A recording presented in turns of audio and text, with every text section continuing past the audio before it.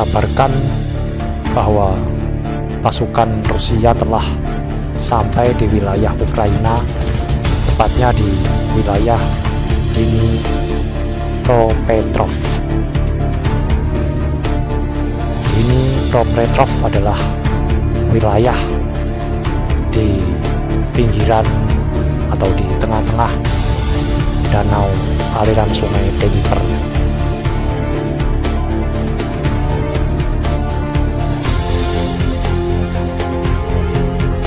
Kabar ini pun langsung disampaikan oleh media dari Ukraina bahwa dikabarkan bahwa pasukan dari pihak Rusia telah sampai di Dnipropetrovsk. Sedang di bagian timur, pasukan dari Rusia kabarnya juga telah mengambil atau mendapatkan wilayah di pinggiran Kharkiv.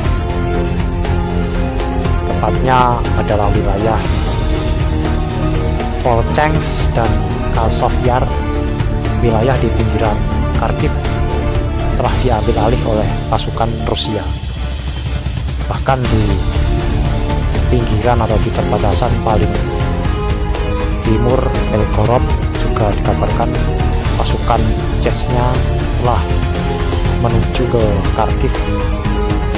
Ini menandakan bahwa strategi dari Rusia untuk mengepung dari barat dan dari timur telah sukses, sementara pasukan dari timur telah atau hampir menguasai 80% Kharkiv, sementara di barat pasukan dari Rusia dikabarkan telah sampai di wilayah Dnipropetrovsk.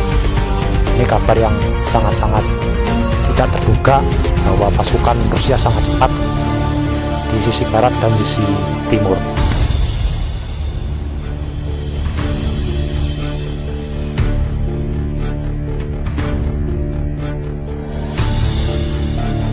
Jika pasukan timur atau yang telah menguasai Kalsovyar akan mengepung Kharkiv, maka tempat selanjutnya yang harus diambil oleh Rusia adalah Izum, kota pinggiran dari Kharkiv. Sementara di barat kemungkinan besar di Dnipropetrovsk. Kemungkinan pasukan Rusia akan berperang di pinggiran kanal atau pinggiran sungai Dnieper. Bahwa dikabarkan juga kan di sebelah paling utara Dnipropetrovsk juga dikabarkan dihantam oleh rudal Iskandar, tepatnya di Poltava. Ini menandakan bahwa kota yang akan diambil selanjutnya adalah Dnipropetrovsk, dan kemungkinan besar akan menuju ke arah Kharkiv melewati Poltava.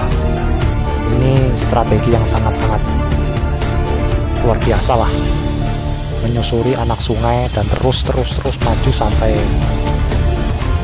ke wilayah-wilayah atau pos-pos militer dari Ukraina.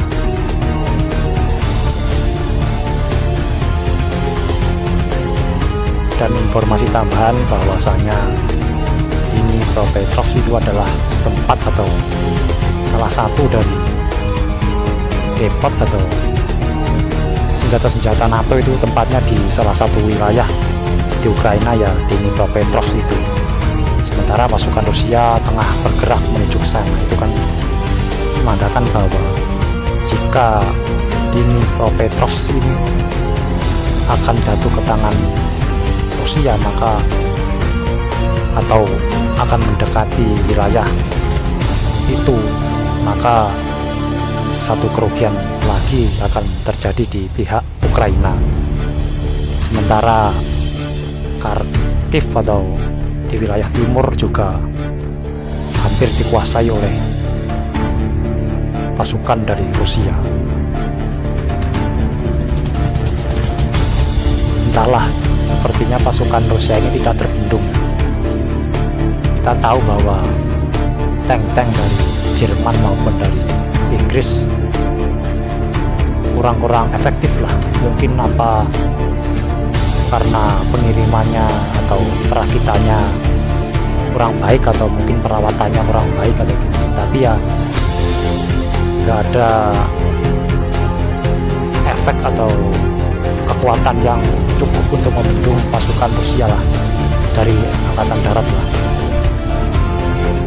Kita tahu bahwa tank dari Amerika, tepatnya Abrams, telah dikirim sebanyak 31 kan.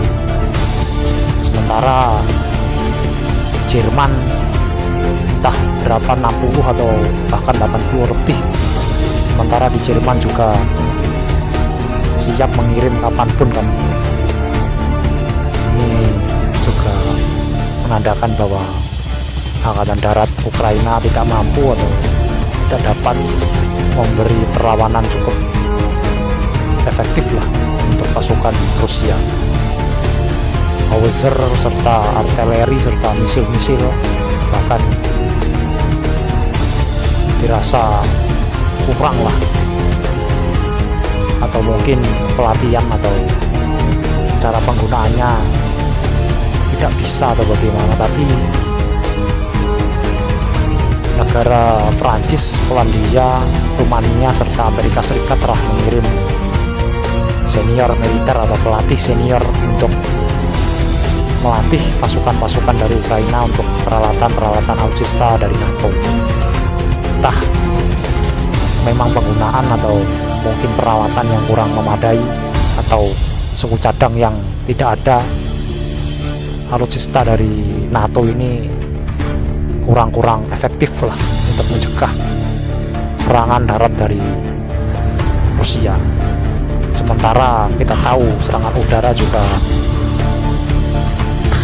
kurang dari Ukraina, dan kini dikabarkan F-16 dari Belgia serta Belanda juga tengah dipersiapkan untuk militer Ukraina. Entah kapan dapat digunakan, entah bulan depan atau minggu-minggu ke depan, kita tidak tahu. Tapi jika telah digunakan, maka tentu pertahanan atau serangan dari Ukraina akan efektif lah.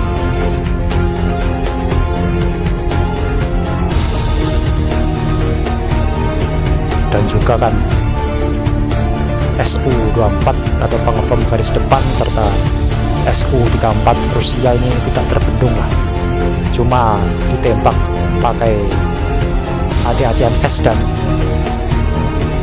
S-300 dari Ukraina.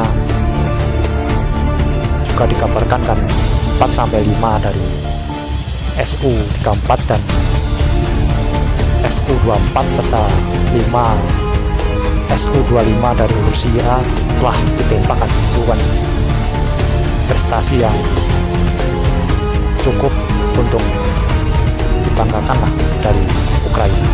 Sementara di Rusia juga telah menembak lebih dari 8-29 serta 10 serta 3 dari Su-24 serta Su-25 Ukraina.